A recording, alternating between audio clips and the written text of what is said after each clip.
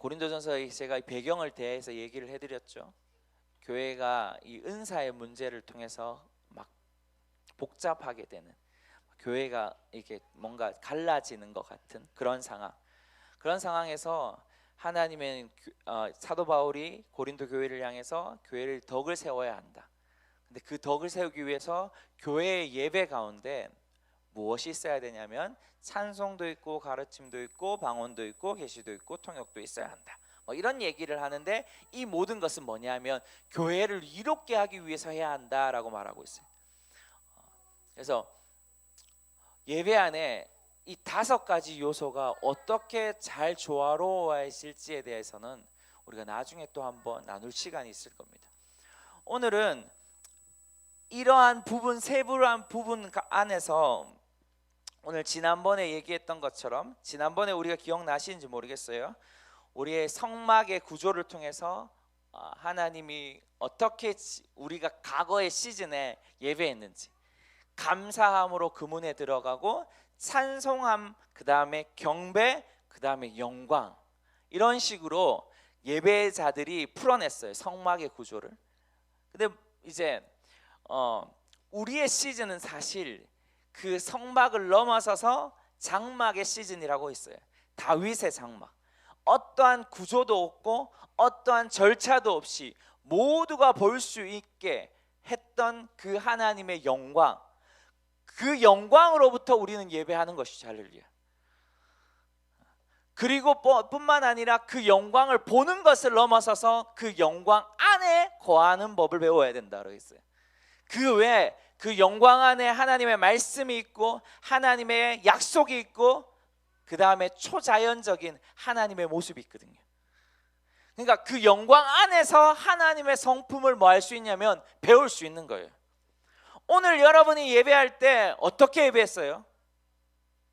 중요한 것이 있어요. 제가 그랬어요. 성막의 구조 안에서도 정말 여러분이 배워야 될 것이 있는데 그게 뭐냐면 감사함으로 여러분이 들어오는 걸 배우셔야 되는 거예요. 성막 안에 여러분이 이미도 여러분의 집에서 떠나기 전에 여러분 안에 뭐가 있어야 되냐면 감사와 찬양이 있어야 되는 거예요. 그것이 뭐냐면 이원론적인 분리된 예배가 아닌 거예요. 그래서 삶의 예배가 공동체 예배를 더 업그레이드 시키고 공동체 예배가 삶의 예배를 더 업그레이드 시켜주는 거거든요. 만약에 여러분이 여기 오실 때 감사와 찬양이 없다, 그럼 여러분 안에 지금 심각한 아픔이 있는 거예요. 심각한 몸의 질병 문제가 있는 거예요. 영적인 문제인 거죠. 그래서 이곳에 왔을 때 이미도 여러분은 그 임재와 영광 안에서 하나님의 말씀하신 요한복음 15장 네가 내 안에 내가 네 안에 먹고 마시는 요한계시록 3장의 말씀이 우리 안에서 예배 안에 풀어지게 되는 거예요. 그래서 우리는 이제는 여러분의 장막의 예배에서 모세의 성막의 예배에서 다윗의 장막의 예배로 옮겨져야 한다라는 말씀을 지난주에 나눴습니다. 오늘은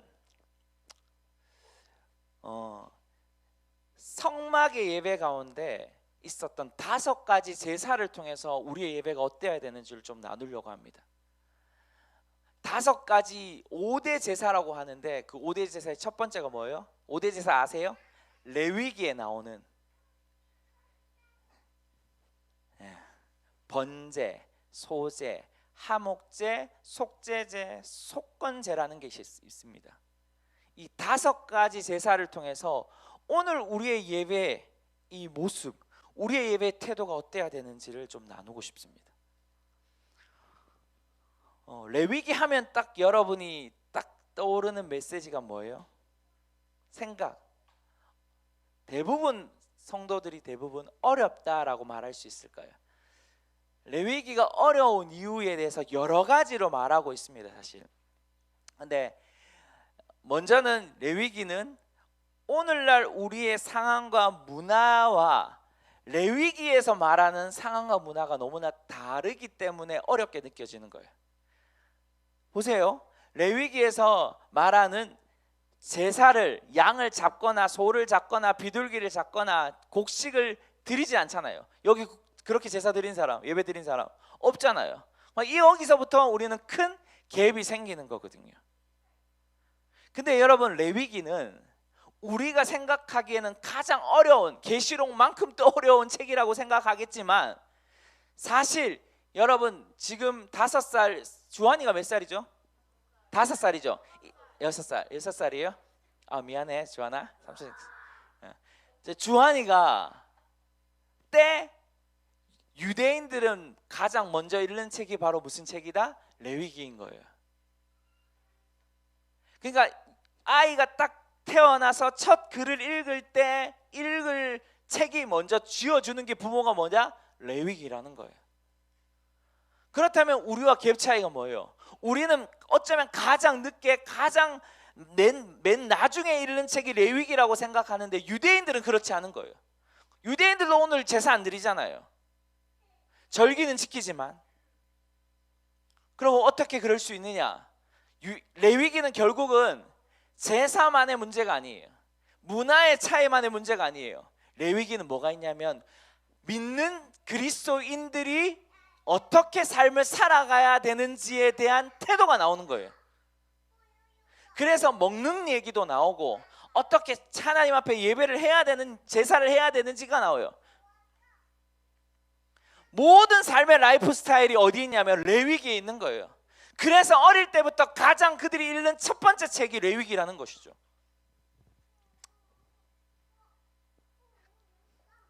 자, 그리고 또 우리가 기억해야 될 것은 레위기는, 제가 진짜 생각하는 레위기가 왜 사람들에게 어렵게 느껴지냐 하면 또 다른 하나의 이유가 더 있는데, 그게 뭐냐 하면 바로 레위기라는 제목의 문제입니다. 레위기 하니까 뭐가 딱 생각나요? 우리가 제사장이 딱 생각나요. 그러니까 레위기를 딱 생각할 때, 레위기를 읽으려고 할 때 제사장에 관한 거다라고는 생각에 착각 가운데 있는 것이죠. 그 착각, 이 레위기가 원래 제목은 아닙니다. 그러니까 이 히브리어를 헬라어로 번역시켰던 70인역에 의해서 레위인에 속한, 그러니까 이 레위기 안에 있는 많은 어떤 부분이 제사장 중심으로 돌아가서 레위기, 영어로는 그게 라틴어로서 나왔는데 레비티커스라는 그 의미에서 우리가 번역한 거거든요. 그래서 우리 안의 개념 가운데, 고정관념 가운데 뭐가 있을까요? 바로 레위기는 제사장의 문제, 제사장이 어떻게 해야 되는지로 착각하는 것이죠. 그것 때문에 레위기를 읽을 때마다 우리는 어렵게 느껴지는 거예요. 원래 히브리 제목은 아니지만 그 모세오경의 세 번째 책인 이 레위기는 첫 번째 글을 따서 히브리어로는 바이크라라는 단어인데, 이 뜻이 딱 보면 레위기 첫 번째에 뭐라고 말하고 있냐면 그리고 그를 불렀다라는 의미. 그러니까 레위기는 레위인들을 위한 책이 아니라 그를 불렀다. 그리고 난 다음에 1장 2절에 뭐라고 말하냐면 이렇게 말하고 있어요. 이스라엘 백성에게 이렇게 말해라. 다시 말해서 레위기는 제사장들에게 말한 것뿐만 아니라 모든 이스라엘 백성들, 하나님과 관계하는 하나님의 백성들이 삶이 어떻게 해야 되는지를 말하고 있는 부분이 바로 레위기인 거예요. 이해가 되세요? 레위기에 대한 설명을 하려고 하는 거 아니라 그냥 이제 오늘 이 레위기를 중심으로 보려고 하기 때문에 제가 레위기를 좀 설명을 해드리는 거예요. 그러한 관점에서 1장부터 7장까지가 무슨 내용이냐면 제사장의 제사에 대한 이야기가 나옵니다. 근데 이 1장부터 7장이 제사가 5개씩 반복돼요. 무슨 말이냐면 많은 사람들이 이걸 오해하고 이제 모르고 그냥 읽다 보니까 그냥 지나쳐 버릴 수 있는데, 그게 뭐냐면 1장 2절에서 이스라엘에게 말하라고 말한 그때부터 6장 7절까지 성경을 볼까요? 한번 볼까요? 그 다음요. 자, 레위기 1장 1절에 여호와께서 모세를 불렀다. 이게 바로 아까 말했던 레위기의 제목과 같은 겁니다. 근데 보세요. 1장 2절에 보면 이스라엘 백성들에게 이렇게 말해라. 그러니까 레위기는 이스라엘 전체를 향한 하나의 메시지인 거죠. 그러면서 제사에 대한 얘기를 쭉 합니다. 그리고 6장 9절에 다시 이렇게 말해요. 아론과 그의 아들들에게 이렇게 말해라 라고 말하거든요. 그러니까 1장에서부터 7장 후반절까지 7장까지는 제사를 2번 얘기해요. 근데 그 2번은 뭐냐면 하나는 이스라엘 백성에게, 하나는 제사장에게 말하는 거거든요. 할렐루야. 이해가 따라오시겠습니까? 이스라엘 백성은 이렇게 제사하고 다른지는 않아요. 거의 비슷해요. 근데 제사장들에게 요구하는 것들이 좀 더 짧게 하여튼 말하고 있긴 있어요. 그래서 제사장들에게 명령하고, 그리고 나온 다음에 뭐 하냐면 위임식을 하는 이 내용이 나오거든요. 자, 그러한 의미에서 그러한 어떤 개요 맥락 안에서 여러분들이 우리가 뭘 보려면 이제 레위기를 보려고 합니다. 레위기 제사를 보려고 해요. 자, 첫 번째 제사. 그리고 그러니까 이스라엘 백성들에게 말하라고 하고 첫 번째 나오는 제사가 뭐냐면 번제입니다. 번제라는 말은 히브리어로 올라라는 단어인데, 이 올라라는 이 단어가 올라가다는 뜻을 지닌 알라에서 파생된 단어입니다. 명사인 거죠. 그러니까 왜 이러냐면 제물을 불살라서 불과 연기, 향기가 높이 올라가서 하나님이 그걸 뭐 하신다? 받으신다는 표현으로 쓰는 것이죠. 이해가 되세요? 예. 자, 제가 번제한 이 구절 가지고만 원래는 몇 시간을 해야 되는데 짧게 제가 5가지를 다 보면서 우리가 예배를 보려고 하는데, 자, 아무튼 번제는 올라가라는 표현으로 인해서 이제 이런 의미를 가지고 있는데, 이 번제가 3장부터 이제 구체적으로 어떻게 절차가 나옵니다. 근데 이 절차를 여러분 대부분 이 절차에 따라서 하목제도 드리고 속죄제도 드리고 석권제도 드립니다. 그래서 번제 이 부분만의 절차를 보면서 우리가 조금 더 한번 생각해 봤으면 좋겠는데, 자, 번제의 절차를 보면 이렇습니다. 흠없는 놈을 잡습니다. 근데 흠없는 놈을 잡는데 순놈을 잡습니다. 번제만큼만 순놈을 잡아요. 숫소를 잡고 숫양, 숫염소를 잡아요. 그리고 산비둘기나 집비둘기 2마리를 잡게 됩니다. 이게 뭐냐면 제물의 종류입니다. 자, 좀 이따 얘기하겠지만 아무튼, 자, 그렇게 잡으면 그렇게 잡고, 그 잡는데 잡기 전에 뭐 해요? 이제 숫소와 숫염소나 숫양이나 산비둘기를 가지고 오죠. 누가요? 제사를 드릴 사람이 가지고 옵니다. 이제 대표적으로 여러분 이 절차만 얘기하면서 제가 다른 거는 절차를 얘기하지 않을 거예요. 아무튼 가지고 와요. 가지고 올 때 제사장이 그걸 봐요. 보면서 무엇을 먼저 점검할까요? 흠 없는지 있는지를 점검하는 겁니다. 자, 그리고 흠 없는지 있는지, 흠이 없어요. 그러면 이제 가죠. 이제 들고, 그러면 이제 도사라는 곳이 있어요. 그 도사라는 곳에 이제 죽여요. 누가 죽일까요? 예? 살인마. 도사랄 때 누가 죽일까요? 예? 그렇죠. 들고 온 사람이 죽이는 거예요. 제사장이 죽이지 않습니다. 제물을 가지고 온 사람이 죽여요. 근데 그 제물을 가지고 온 사람이 죽이기 전에 뭐예요? 안수해요. 그 이마에 손을 얹어요.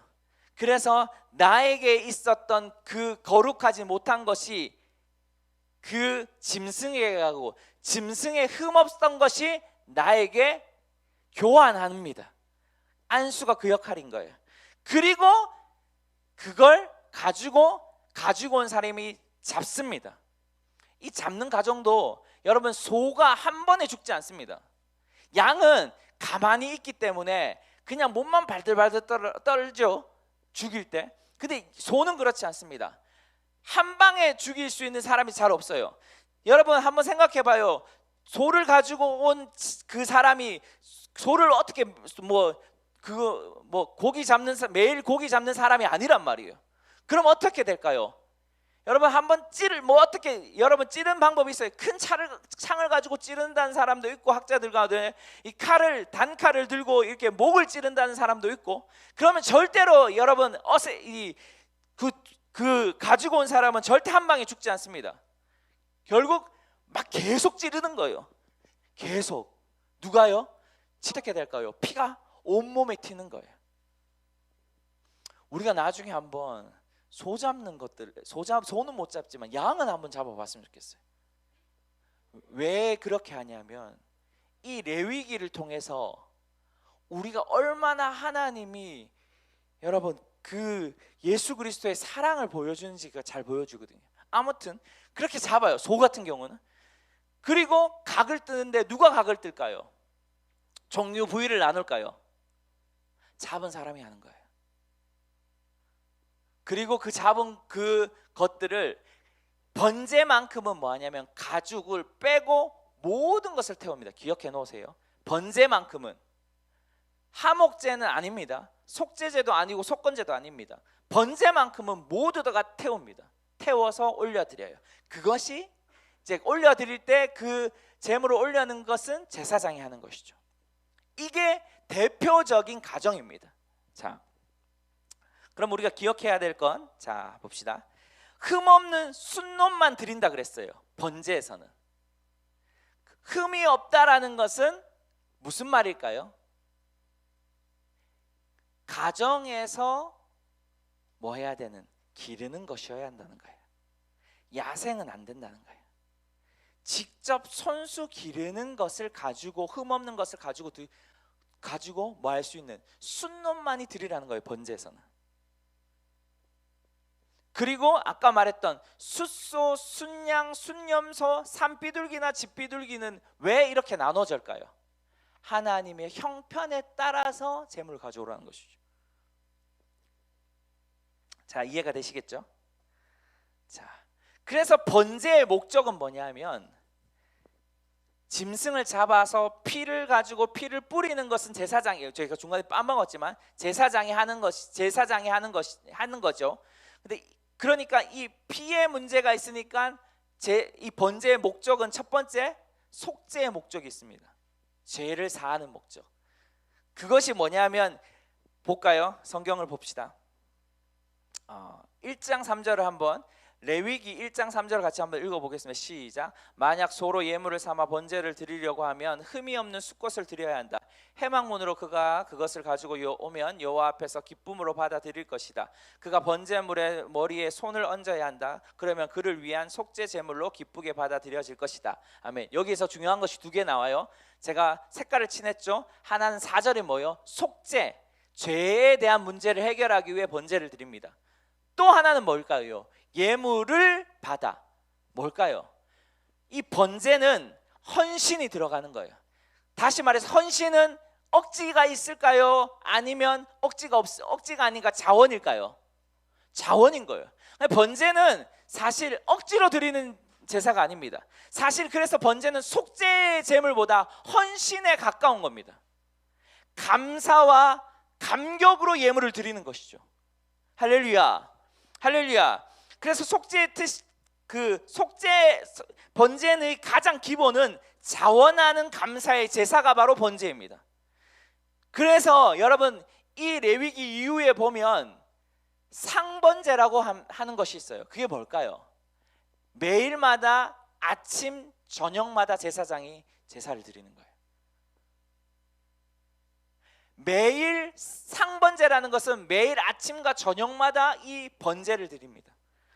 또 번제가 언제 드려지냐면 안식일과 절기 때도 드려지고, 그리고 속죄제와 하목제와 함께 드려질 때도 있고, 그리고 또 뭐냐면 저기 뱃속에 있는 아이가 출산을 하고 정결 기간이 부정한 기간이 끝나면 이 번제를 드리게 됩니다. 중요한 거는 여러분 이걸 기억하셔야 돼요. 번제는 흠없는 수컷만 드린다. 첫 번째. 두 번째, 자원하는 예물이다. 자원, 의무가 아니라 우리가 자발적으로 드린다. 또 하나는 뭐냐면 매일 아침과 저녁마다 예물을 드린다. 이걸 좀 기억했으면 좋겠어요.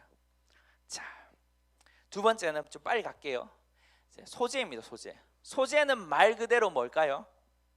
이 히브리어 민하라는 단어를 쓰는데 이게 뭐냐면 선물, 예물, 곡물. 그러니까 소재가 이 레위기에서는 곡식을 하나님 앞에 드리는 제사로 표현되지만 다른 구절에서는 이렇게 누가 누구에게 주는 선물로도 표현되고 조공을 바칠 때 쓰여질 때도 소재라는 표현을 쓰게 됩니다. 자, 근데 여기서는 이제 곡식에 대한 제물을 드리는 거죠. 학자들은 두 가지로 얘기해요. 하나는 뭐냐면 아까 말했던 번제는 무엇을 드리죠? 짐승을 드리죠. 짐승을 드릴 때 형편에 따라 드려요. 그러면 여러분 형편에 따라 드릴 때 짐승을 가지고 있는 사람은 다시 말해서 짐승을 드리는 거예요. 근데 소재에서는 짐승이 아닌 뭐 할 수 있는 그 밭을 갈거나 농사를 짓는 사람이 드릴 수 있는 것이 바로 소재다라는 것이죠. 그것이 첫 번째 한 번이고, 두 번째 가장 많은 학자들이 이 얘기를 해요. 가난한 사람, 정말 가난하여 드릴 것이 이 곡물밖에 없는 사람이 드리는 예물이다라고 표현을 해요. 제사라고 표현을 하는 거죠. 그래서 이 소재에는 뭐가 없어요? 곡식을 드리니까 뭐가 없을까요? 그렇죠. 피가 없는 유일한 제사가 바로 이 소재인 것이죠. 자, 그런데 아까 제가 얘기를 했었죠. 그 첫 번째 학자들의 의견에 따라서 번제는 짐승을 드리는 거고 소재는 곡식, 농사를 짓는 사람이 드리는 건데, 근데 여기 안에서도 뭐가 있냐면 소재는 형편에 따라 드립니다. 그 예가 뭐냐면 소재의 가장 기본적인 것들이 있는데 성경을 한번 볼게요. 2장에 보면 그 다음요. 자, 여기에 같이 한번 1절을 한번 읽어보겠습니다. 시작. 만약 사람이 여호와께 곡식으로 예물을 가져오려면 고운 가루가 그의 예물이어야 한다. 그는 그 위에 올리브 기름을 붓고 유황을 얹어. 아멘. 여기까지. 여기에 중요한 게 있어요. 뭐냐면 유황입니다. 이게 사실 2장 1절과 2절이 대표적으로 소재를 어떻게 드려야 되는지를 보여주는 건데, 여기에 올리브 기름을 붓고 유황을 얹어라고 말하고 있죠. 이 유황이 뭘까요? 유황하면 딱 떠오르는 곳이 어디죠? 동방박사가 모략과 황금과 뭘 드려요? 유향을 드린단 말이에요. 이 유향이 어떤 거냐면 성경에 여기 그림이 제가 갖고 왔어요. 이렇게 드리는 건데, 그 다음요. 고운 가루, 이렇게 고운 가루. 그 다음, 자, 이게 바로 유황입니다. 그 다음 밑에 내려볼까요? 밑에 위로 올려주세요. 이게 이 나무가 유황이 이렇게 이 액체 축출하는 거고, 이것이 응고되죠. 고체로. 이걸 뭐 하냐면 수입해서, 어디서 수입하냐면 이게 아라비아 남부 지역과 소말리아에서 주로 생산되는 건데, 이게 국제 무역을 통해서 이게 수입되는 거거든요. 근데 이 수입될 때 싸게 수입되는 게 아닙니다. 비싸게 수입되는 겁니다. 그러니까 여러분 한번 이걸 이렇게 액체로 만드는 거고요. 이때 여러분 우리가 아는 것처럼 이것만 들어가는 것이 아니라 분향단에서 이 유황을 향기로 올려드립니다. 주님 앞에. 자, 올려보세요. 성경 구절을 한번 볼게요. 자, 이게 대표적인, 그래서 유황. 그런데 여러분 한번 이 소재를 드릴 때 몇 가지로 나눕니다. 이게 대표적인 것이지만 이렇게 드리지 못한 사람들은 어떻게 드릴까요? 음식을 만들어서 드립니다. 자, 보겠습니다. 2장 그 다음 내려볼까요? 네. 네, 여기에 4절 한번 읽어보겠습니다. 시작. 만약 하덕에 구운 곳으로 곡식을 가져오려면 그것은 고운 가루에 올리브 기름을 섞어 만든 누룩 없는 두꺼운 빵이나 올리브 기름을 바른 누룩 없는 납작한 빵이어야 한다. 만약 조리용 반으로 구운 것이라면 그것은 고운 가루에 누룩을 넣지 말고 올리브 기름을 섞은 것으로 하되 그것을 조각으로 나누어 그 위에 올리브 기름을 부어야 한다. 이것은 곡식 제사다. 만약 얕은 솥에 익은 것을 곡식 제사로 드리려면 그것은 고운 가루에 올리브 기름을 섞어 만들어야 한다. 이런 것들로 만든 곡식 제물을 여호와께 가지고 가서 그것을 제사장에 주면 그는 제단으로 가져가야 한다. 제사장은 그 곡식 제물 가운데서 기념할 목을 떼어 불로 드리는 제물을 삼아 제단에서 불태워야 한다. 이것은 여호와께 기뻐하는 향기로운 화제다.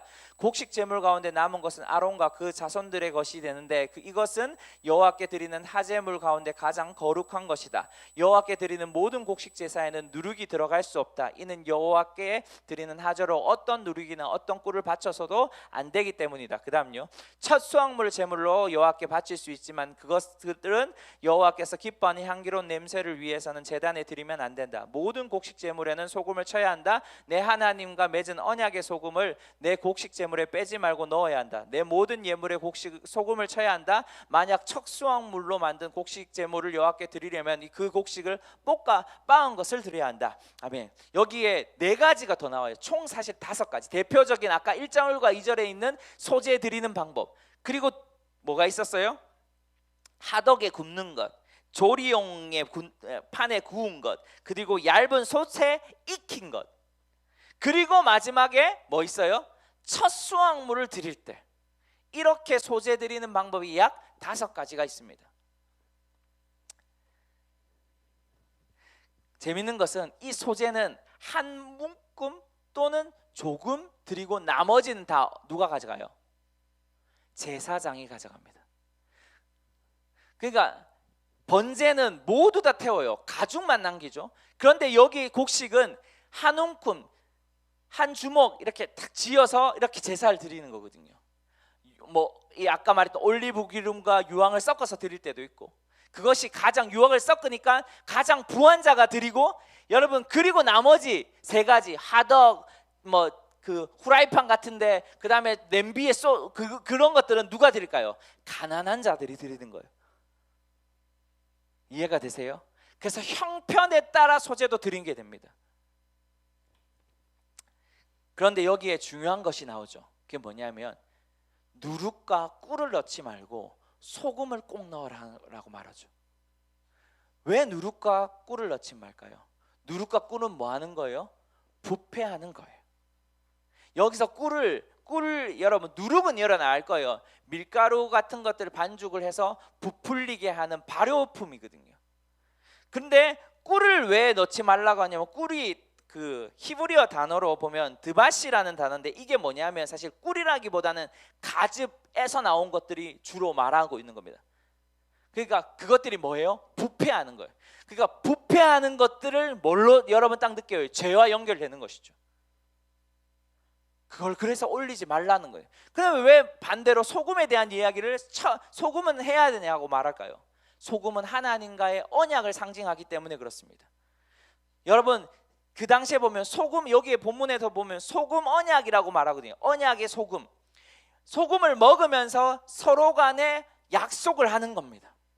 그것을 하나님과 지금 인간 사이에 약속하는 것들, 기억하라는 것들을 의미 때문에 지금 뭐 하냐면 소금 언약, 소금을 꼭 넣어야 한다라고 말을 하는 것이죠.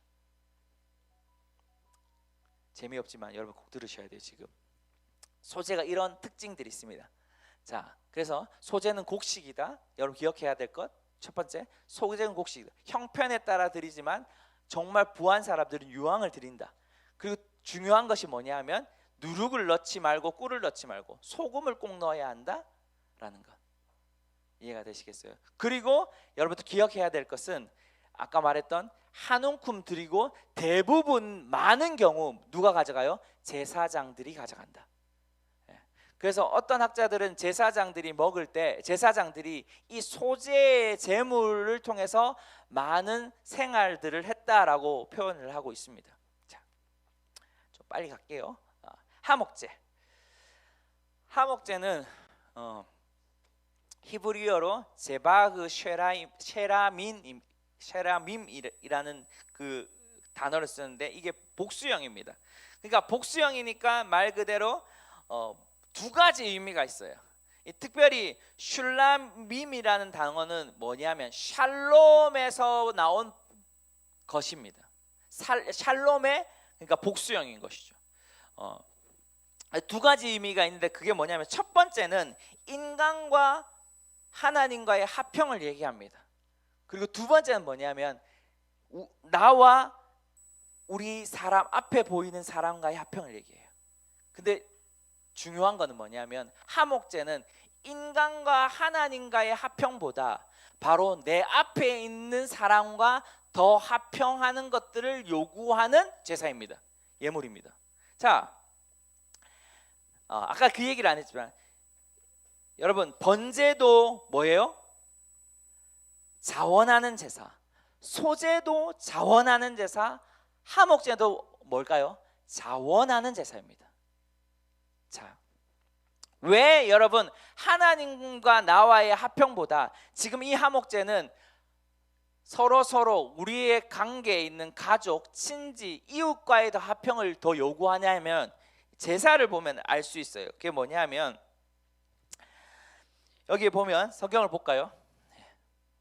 같이 한번 읽어봤으면 좋겠습니다. 시작. 만일 그 예물이 하목제이고 소로 예물을 드리려면 수컷이나 암컷이든 상관없이 흠없는 온전한 것으로 여호와께 드려야 한다. 그는 그 예물의 머리에 손을 얹는 의식을 치르고 그것을 회막문에서 잡고 아론의 자손 제사장들은 그 피를 제단 사방에 뿌려야 한다. 그는 하목제물 가운데 여호와께 드리는 하제로 드릴 부분 곧 내장을 덮은 기름과 내장 주위에 있는 기름을 드려야 하고 두 개의 콩팥과 그 위 곧 허리 위에 기름 부위와 간꺼풀의 콩팥과 함께 떼어내야 한다. 아론의 자손들은 그것을 제단에 불붙은 나무 위에 태워야 한다. 이것이 여호와께 기뻐하시는 향기로운 하제다. 17절. 어떤 기름이나 어떤 피도 먹지 말라. 이것은 너희가 어디에 살든지 대대로 지켜야 할 영원한 규례다. 아멘. 여기 아멘. 예. 여기 보면 짐승을 잡아 드려요. 근데 아까하고 좀 번제하고 달라요. 뭐가 달라요? 예, 수컷과 암컷이 상관이 없어요. 그런데 번제와 같은 건 뭐냐면 흠 없는 걸 드려야 되는 거죠. 흠이 없다는 건 뭐죠? 가정에서 기르는 것이어야 되는 거예요. 양도 염소도 그렇습니다. 자, 근데 재밌는 것은 뭐냐면 여러분 이걸만 보면 그래 제사를 드리는갑다 하지만 여러분 여기에서는 제사 드리는 부위가 많을까요? 제사를 드리지 않는 부위가 많을까요? 그렇죠. 왜 여기 보세요. 내장이 덮은 기름, 내장 주위에 있는 기름, 콩팥 그 위에 허리 위 부위에 있는 것, 간꺼풀 이런 것만 떼어서 드린대요. 보이세요 지금? 내장에 덮은 기름, 내장 주위에 있는 기름 이런 것을 드리는 것이죠. 그러면 나머지 많은 고기들이 있을 거 아니에요? 그럼 뭐 할까요? 친척과 이웃과 가족들과 함께 먹는 거예요. 그래서 하목 제사는 축제의 제사입니다. 제 얘기가 따라오게 이제 아시겠어요? 왜 하나님이 이 하나님과 우리의 관계보다 이웃과의 관계를 더 요구하는 제사가 바로 이것이란지 아시겠어요? 그러니까 하나님 앞에 하제로 드리는 것보다 기름 주위에 있는 기름만 많이 드리거든요. 특별히 여러분 여기에는 제가 안 썼지만 양의 꼬리를 드리라고 해요. 왠지 아십니까? 양의 꼬리에는 기름이 많아요. 엄청 많대요. 그래서 그 기름을 드리는 거거든요. 그러니까 그러한 기름 주위에 있는 기름만 드리고 대부분 고기들은 바로 뭐예요?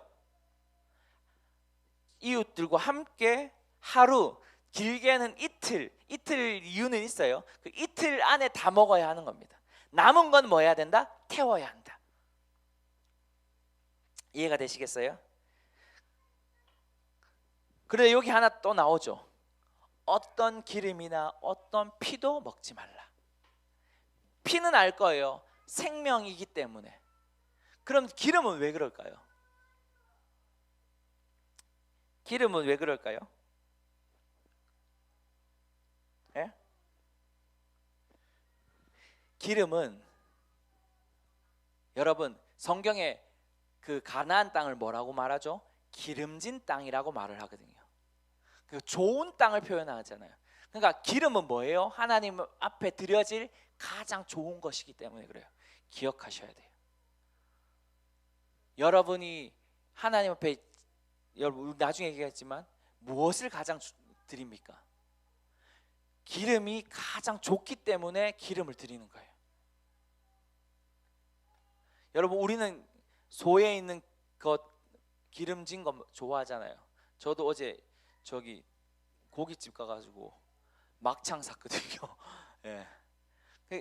기름이 사실은 성경에서 의미는 가장 좋은 거예요. 그런데 사실은 기름이 먹는 것이 그렇게 좋은 건 아니에요. 우리 건강에 하나님이 어쩌면 기름진 것이 가장 좋은 것으로 드리라고 말할 뿐만 아니라 우리의 건강 때문에 그렇지 않을까라는 제 생각도 들어가 있습니다. 아무튼 하목제물은 그래서 유일하게 사람들과 함께 뭐 하냐면 먹는 것이 바로 이 하목제사입니다. 기억하셔야 돼요. 암수를 구분하지 않지만 흠없는 것을 드려야 하고 사람들과 함께 나누어서 먹는 것이고 대신 기름과 피는 먹지 말아야 하고. 자,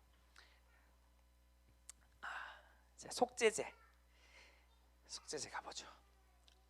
속죄제와 속건제는 구별하기가 참 애매한 것 같지만 아닙니다. 쉽습니다. 속죄제는 두 가지 범죄를 했을 때 속죄제를 드려요. 그게 뭐냐면 첫 번째는 하지 말라고 하는 것, 주님이 하지 말라고 한 명령을 했던 것. 두 번째는 뭘까요? 그 하지 말라고 한 것 중에 우발적으로 어떻게 예기치 못하게 우연히 되어진 것, 그러니까 고의성이 없는 죄에 대한 제사가 바로 속죄제입니다. 그러니까 말 그대로 속죄하는 뭐다? 제사인 것이죠. 자, 여기서도 여러분 계속 하나님은 융통성이 있으세요. 그게 뭐냐면 형편에 따라서 제사를 드립니다. 자, 성경을 한번 보겠습니다. 근데 여기서 형편에 따라서 드리는데 여기서는 재밌게 속죄제에서는 신분에 따라서 제물이 달라요. 왜 그럴까요? 자, 봅시다. 우리가 한번 성경을 읽어보겠습니다. 시작. 이스라엘 백성들에게 다음과 같이 말하여라. 누구든지 여호와께 하지 말라고 명하신 것을 하나라도 우발적으로 범해 잘못을 저질렀을 때는 이렇게 해야 한다. 만일 기름 부음 받은 제사장이 죄를 지어서 그의 죄 때문에 백성이 손해를 입었다면 그는 그가 저지른 잘못으로 인해 흠없는 항소를 속죄 제물로 여호와께 드려야 한다. 기름 부음 받은 제사장은 그 예물의 피를 취해 회막으로 가지고 들어가야 한다. 그 제사장은 자기 손가락으로 피를 찍어 7번 뿌려야 한다. 그 제사장은 그 피를 회막 안 여호와 앞에 있는 분향단 뿔에 바르고 그 나머지 모든 피는 회막 문에 있는 번제단 밑에 쏟아야 한다. 만일 이스라엘 온 회중이 우발적으로 죄를 지었고 당시에는 공동체가 죄를 깨닫지 못했을지라도 여호와께 하지 말라고 명령하신 것을 행했다면 그들은 죄를 지은 것이다. 자, 그만하고 그 다음 넘겨보실래요? 자, 22절 같이 읽읍시다. 지도자가 여호와께 하지 말라고 명하신 것을 하나라도 우발적으로 범해 그가 죄책감을 느끼거나 자기가 저지른 죄를 깨닫게 되었을 때는 흠없는 숫 염소를 그의 예물로 가져와야 한다. 아멘. 여기까지 하고 올려주세요. 27절 같이 읽겠습니다. 시작. 만일 평민 가운데 한 사람이 여호와께 하지 말라고 명하신 것을 하나라도 우발적으로 범해 그가 죄책감을 느끼거나 그가 자기의 죄를 깨닫게 되면 흠없는 암염소를 자기의 죄를 위해 예물로 가져와야 한다. 아멘. 그 다음 한번 읽어봅시다. 5장 7절인데 7절과 11절인데 같이 읽읍시다. 시작. 만일 어린 양을 준비할 능력이 없다면 그는 자기의 범한 죄의 배상물로 산비둘기 2마리나 어린 집비둘기 2마리를 여호와께 드려야 한다. 하나는 속죄 제물이고 다른 하나는 번제물이다. 함께 불태워야 한다. 11절. 그러나 만일 그 힘이 산비둘기 2마리나 집비둘기 2마리에도 미치지 못하면 그는 고운 밀가루 10분의 1 에바를 자기의 죄를 위해 예물로 가져와야 한다. 그러나 거기에 올리브 기름이나 유황을 섞어서는 안 된다. 그거는 속죄 제물이기 때문이다. 아멘.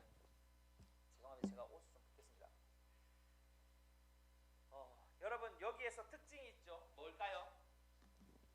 특징이 있어요. 뭘까요?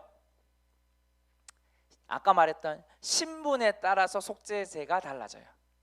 그 속죄제가 달라진다는 말이 뭐예요? 제물이 달라지는 거예요. 제사장이 죄를 범하면 뭘 드려요?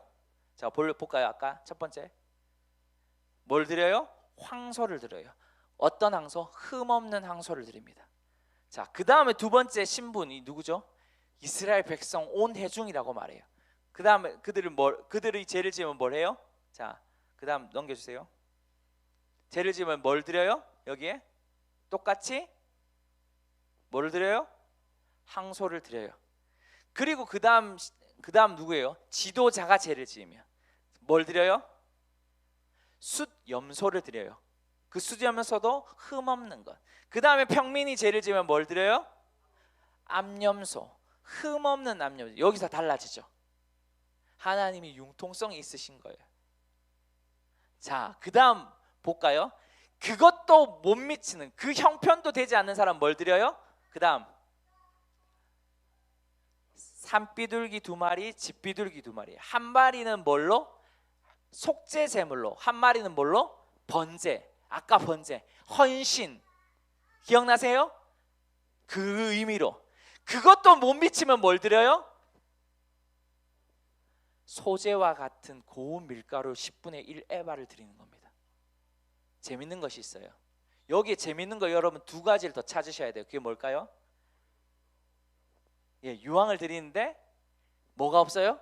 피가 없는 제물로 속죄를 한다라는 거예요. 기억하셔야 돼요. 그리고 하나 더 있어요. 아까 신분에 따라서 제물이 달라져요. 제물이 달라요. 또 뭐가 달라질까요? 번제에서도 볼 수 없었던, 하목제에서도 볼 수 없었던 피 뿌리는 게 달라져요. 볼까요? 제사장 봅시다. 제사장 위로 좀 올려주세요.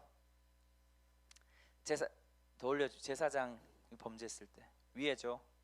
네, 여기 보면 보세요. 5절을 한번 읽어봅시다. 시작. 기름 부음 받은 제사장은 그 예물의 피를 취해 해막으로 가지고 들어가야 한다. 그 제사장은 자기 손가락으로 피를 찍어 성소 휘장 앞 여호와 앞에 7번을 뿌려야 한다. 그 제사장은 그 피를 해막 안 여호와 앞에 있는 분향단 뿔에 바르고 그 나머지 모든 피는 해막 문에 있는 번제단 밑에 쏟아야 한다. 특징이 있어요. 아까 번제에는 그렇지 않았거든요. 그런데 속죄제에서는 뭐예요? 해막문, 성소와 지성소의 그 휘장 앞에 피를 뿌려요. 그리고 분향단의 뿔에 피를 발라요. 그리고 나와서는 나머지 번제단 밑에 피를 쏟습니다.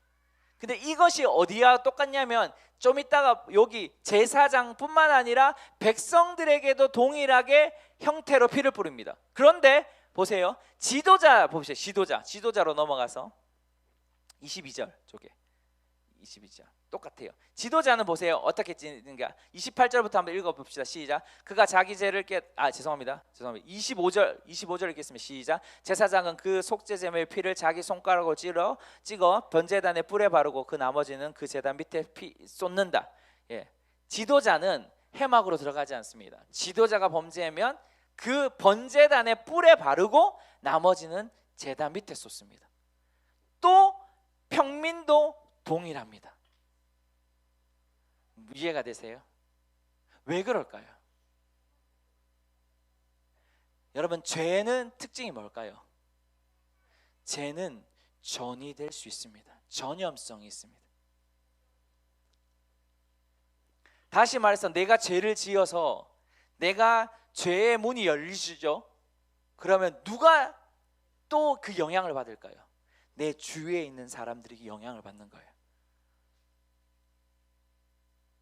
내 가족, 내 자녀. 그래서 뭐예요? 죄에는 뭐가 있어요? 저주가 있는 거예요. 우리가 그래서 저주를 끊어야 되는 거예요. 할렐루야. 예수님이 그 모든 저주를 끊으셨습니다. 할렐루야. 그래서 우리는 그 죄의 문을 닫아야 하는 습관들, 태도들을 가지셔야 됩니다. 할렐루야. 그리고 또 하나는 뭐 있을까요? 신분에 따라서 제 피를 뿌리는 범위가 달랐어요. 제사장과 온 회중의 죄는 해막까지 가요.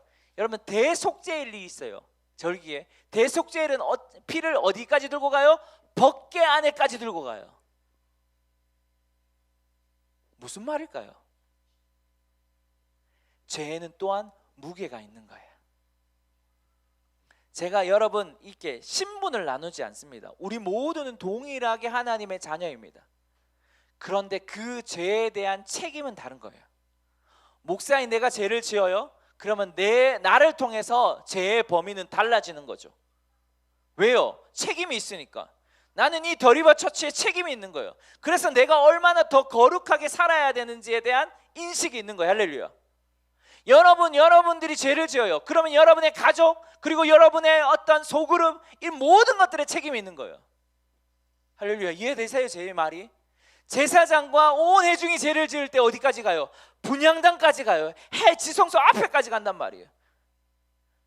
그런데 지도자 한 사람은 바로 번제단, 평민 한 사람은 번제단. 이해가 되세요? 나는 이 죄의 무게가 있다고 생각합니다. 죄에 대한 책임이 있다고 생각합니다. 그래서 내가 오늘 나도 이 속죄제를 보면서 다시 느끼는 거예요. 아, 내가 주님 앞에서 계속해서 올바르게 가야 되는구나. 내가 여기에 책임이 있는 리더로서 내가 올바르게 가야 되는구나. 내가 하나님이 홍 목사님을 통해서 내가 사도적인 기름 부음을 받았다면 내가 이 땅에, 이 지역에, 이 경상도에, 이 대한민국에 책임이 있는 태도를 가져야 되구나. 여러분의 그 부르심에 책임이 있습니다. 여러분의 하나님이 불러주신 거기에 책임이 있어요. 그 책임을 다 하셔야 돼요. 하나님 그 책임에 따라 뭐 하시는 줄 아십니까? 상급을 주는 거예요. 그래서 5달란트, 2달란트, 1달란트가 불공평한 게 아니에요. 5달란트는 5달란트를 남겼잖아요. 그러니까 남기지 못한 자에게 것들을 빼앗아서 5달란트 남긴 자에게 주는 거예요. 하나님은 불공평하시가 아니라 공의로우십니다. 제 얘기가 따라오시겠습니까? 동일한 거예요. 아버지로서 우린 책임이 있는 거예요. 어미로서 우린 책임이 있는 거예요. 우리 그것들을 외면하지 맙시다. 자, 그래서 기억하셔야 돼요. 이 속죄제. 그리고 마지막에 속건제예요. 속건제는 속죄제와 다른 게 하나 딱 있어요. 하나라는 말은 좀 웃기겠지만 이것은 피해를 입힌 사람에게 배상을 해주는 것이 가장 큰 차이점입니다. 몇 프로 해줄까요? 5분의 1이면 몇 프로예요? 20%. 그러니까 만약에 어떻게 하다가 내가 우리 하이언이의 핸드폰을 부러뜨렸어요. 이게 100만 원이에요. 그럼 얼마를 줘야 돼요? 얼마를 더 물려줘요? 100만 원을 또 물려줄 뿐만 아니라 20만 원을 더 물려주는 거예요. 이게 바로 속전제의 태도입니다. 배상, 그래서 또 다른 의미로 배상 제사라고도 표현을 해요. 그래서 이 의미는 뭐냐면 하나님과 사람에게 실수를 했을 때 드리는 제사가 바로 속건제입니다. 아까 말했던 것처럼 피해 입힌 사람에게 배상하는 것, 이것이 큰 차이이기 때문에 그 다음은 거의 비슷합니다. 자, 이 5가지를 우리 다 봤어요. 힘들었죠? 번제, 소제, 화목제, 속죄제, 속건제. 이제 좀 여러분의 개념이 여러분한테 들어오셨으면 좋겠어요. 정말 들어온다고는 믿진 않아요, 사실. 네. 근데 중요한 것이 있어요. 그러면 우리가 해야 될 거는 이것을 정보로만 아는 게 중요한 것이 아닙니다. 정말 이것을 통해서 하나님이 오늘 우리에게 요구하시는 예배가 뭘까? 제사는 여러분, 제사의 개념부터 여러분 먼저 이해하셔야 되는 게 중요한데, 제사를 왜 드릴까요? 하나님과 만나는, 하나님과 벽이 없는 그 상태를 살기 위해서.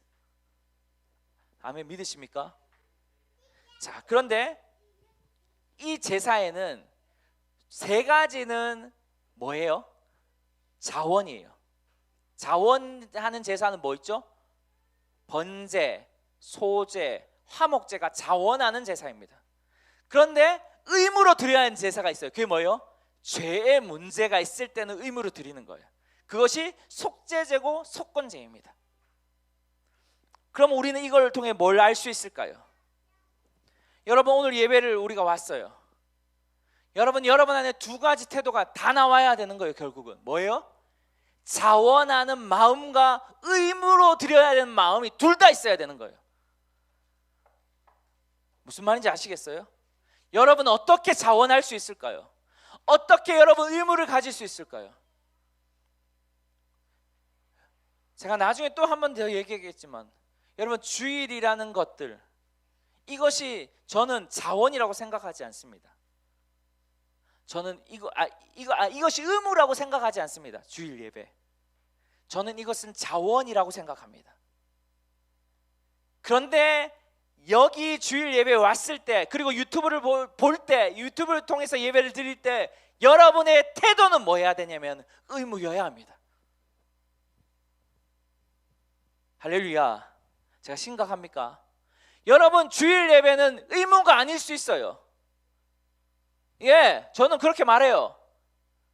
근데 의무가 되어야 될 사람이 있어요, 분명히. 그게 누굴까요? 어린 아이들. 이런 영적으로 어린 아이들. 왜요? 이들이 자라기 위해서 뭘 해야 돼요? 주님의 임재를 맛보고 주님의 말씀을 듣고, 여러분 뭐 해야 하냐면 성숙해야 되는 거거든요. 그 시작이 어디예요? 예배이기 때문에. 그런데 모든 사람에게 나는 이 예배가 주일 예배든 무슨 예배든 의무라고 생각하지 않습니다. 자원입니다. 그런데 예배를 드린다면 여러분의 태도는 의무여야 합니다. 의무적으로 하나님을 찬양해야 합니다. 할렐루야. 의무적으로 손을 높이 들고 의무적으로 발을 구르고 여러분 의무적으로 여러분의 모든 행위로 주님 앞에 드려야 되는 거예요. 온몸을 다해서 드려야 하는 겁니다.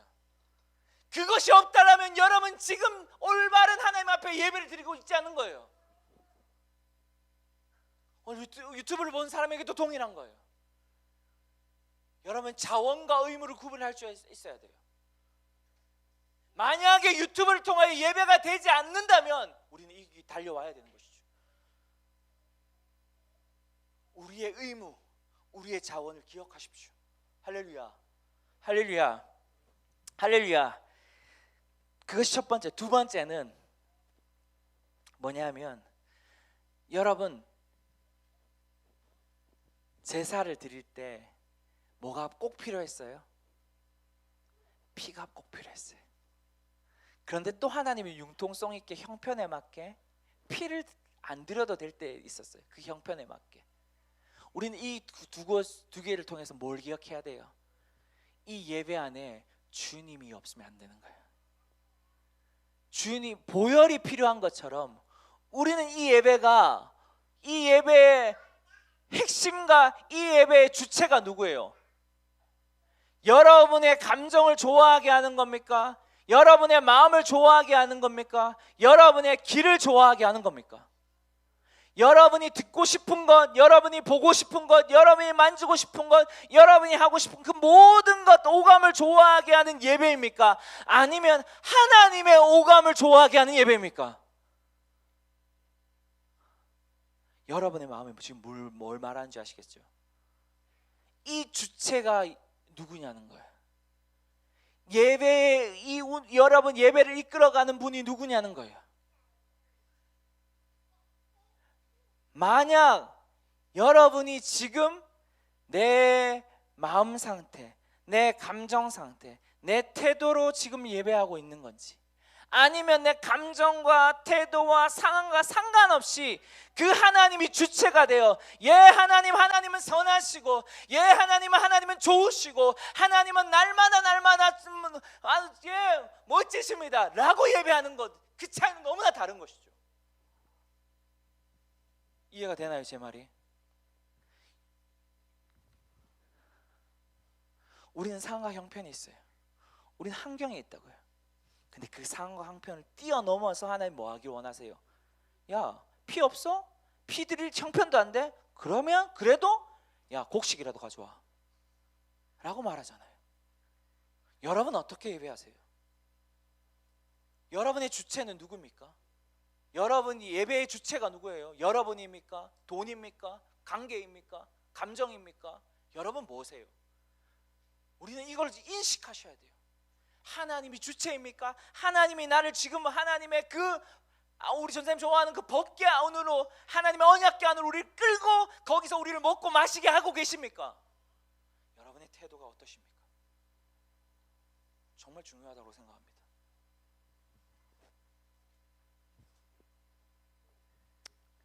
그리고 마지막 세 번째 제가 말하고 싶은 거는, 여러분, 이 5가지 제사를 통해서 아까 말했죠, 예물을 가지고 오죠.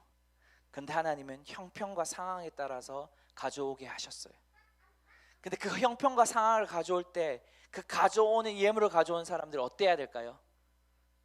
최고와 최선을 향해서 드리는 거예요.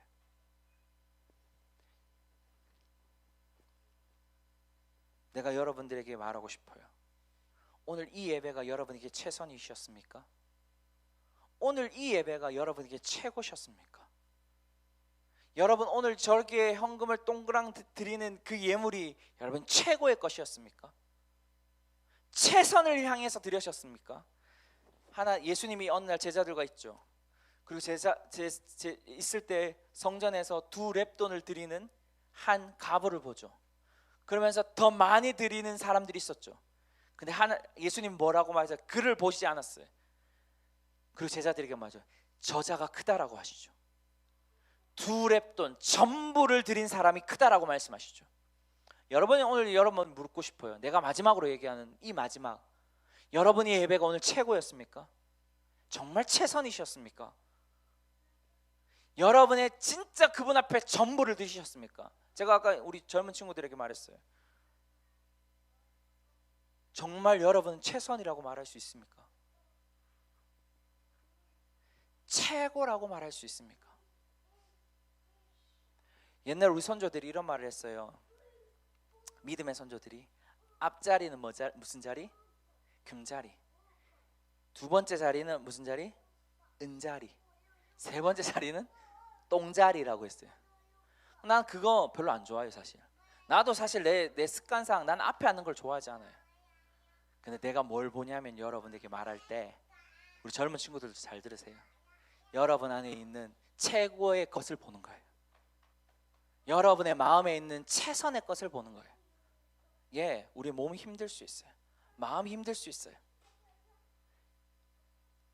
오늘 이 예물을 여러분 드릴 때 최고 최선을 드렸다, 이 마음은 진짜 주님이 여러분 안에 지금 필요하시냐라는 거예요.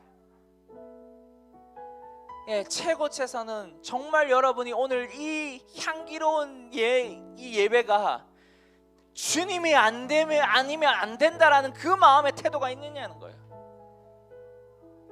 여러분은 오늘 이 예배를 왔을 때 정말 주님이 아니면 안 됩니다. 주님이 내 삶에 지금 정말 필요합니다 라는 그 마음이 있냐는 거예요. 내가 그걸 보는 거거든요. 내가 여러분들에게 그걸 보면서 지금 말을 하는 거예요. 여러분 어떠세요? 진짜 여러분 자신 있게 주님이 아니면 안 됩니까? 지금 내가 최고와 최선을 드립니까? 하나님은 여러 형편 다 아세요. 여러분이 100만 원이 있든 여러분이 20만 원, 마이너스 200만 원이 300만 원 다 아세요. 그래서 하나님은 네 형편껏 드려라. 그런데 그 형편 안에 뭐가 있냐면 최선과 최고를 드려라. 그건 오직, 나는 이렇게 생각해요. 사슴이 시냇물을 찾아 갈급한 같이 내가 여호와를 찾기에 갈급합니다 라는 그 시편 다윗의 고백. 여러분 어떻게 지금 하나님 앞에 여러분의 삶을 드리고 계십니까? 여러분 5대2 제사가 여러분 문화와 환경과 너무 다르죠. 근데 이 속에서 여러분 하나님은 우리에게 계속 말씀하고 계세요.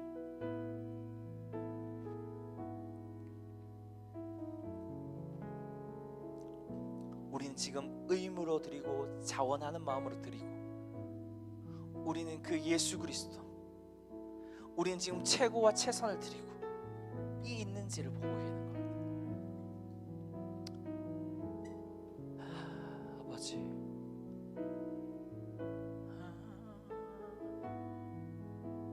아침에 이런 찬양을 했어요. 아침에 하나님, 어젯밤부터 계속 이 찬양이 떠올랐어요. 주님 보고 싶고 만나고 싶고 만지고 싶고, 주님 보고 싶고 만나고 싶고 만지고 싶고, 주님 보고 싶고 만나고 싶고 만지고 싶고. 어젯밤부터 계속 새벽 제가 어제 좀 늦게 잤는데 그때 기도하는데 하나님 계속 이 찬양을 주시는 거예요. 그리고 아침에 일어나자마자 다시 이 찬양을 들었어요. 주님 보고 싶고 만나고 싶고 만지고 싶고. 내 마음이 그렇더라고요. 여러분 어떠세요? 지금 최선입니까? 지금 최고의 예배를 드리고 계세요? 우리의 마음이 그 마음이 불붙기 원합니다.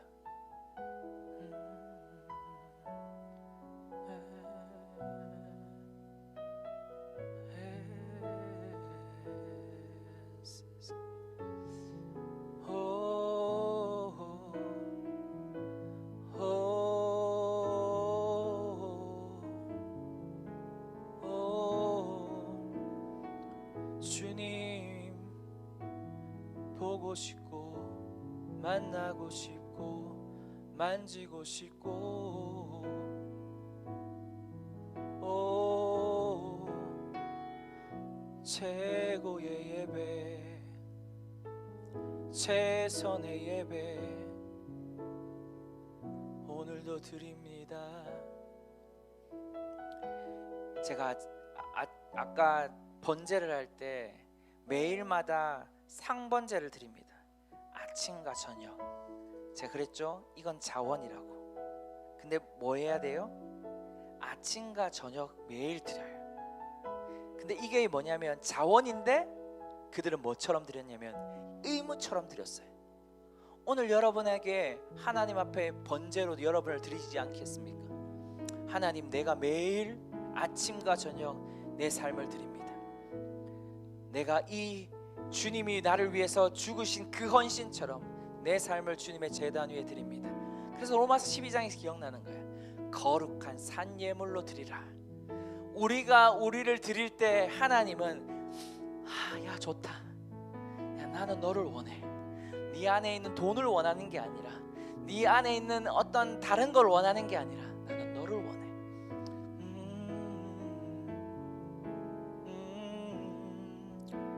나를 드립니다. 나를 드립니다. 나의 모든 것을 나를 드립니다. 나를 드립니다. 나의 모든 것을 드립니다. 드립니다. 드립니다. 나의 모든 것을 드립니다. 나의 생각과 나의 마음과 나의 뜻과 나의 모든 것을 드립니다. 최고와 최선을 드립니다. 나의 모든 것을 드립니다. 오직 주님만 나의 갈망, 나의 모든 것.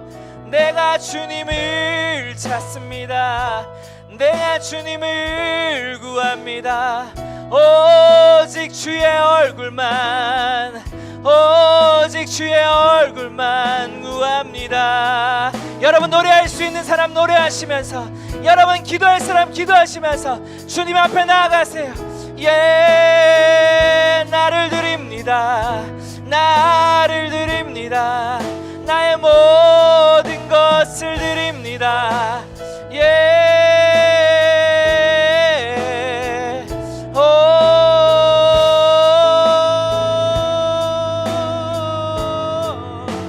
나를 드립니다. 최고와 최선을 드립니다. 최고와 최선을 드립니다. 나의 모든 것, 나의 전부, 나의 모든 것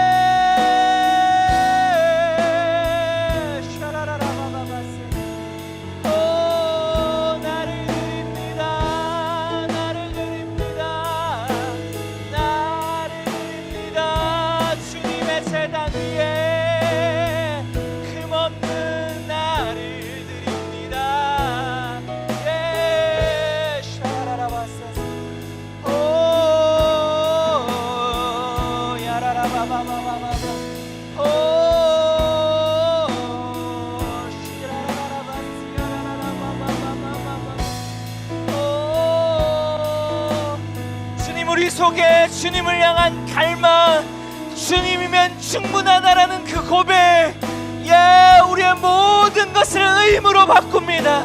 우리의 모든 것을 자원하는 마음으로 의무로 바꿉니다.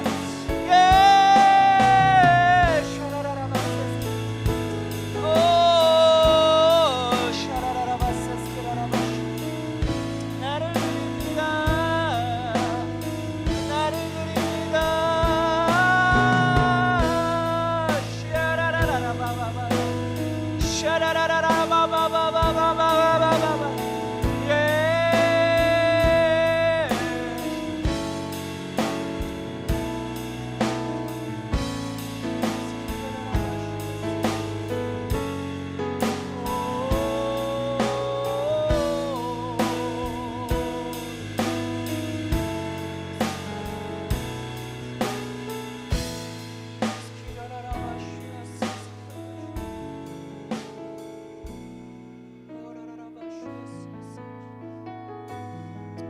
주님, 어둠은 요 정도. 예배는 요 정도만 드리면 돼. 모르는 찬양이잖아. 말씀이 너무 어렵잖아. 너희 집 형편이 어때? 너희 상황이 어때? 예배할 마음 없지? 우리는 지금 하나님의 음성을 듣는 방향으로 다시 나아가야 돼. 오직 하나님을 향한 갈망으로 나아가야 합니다.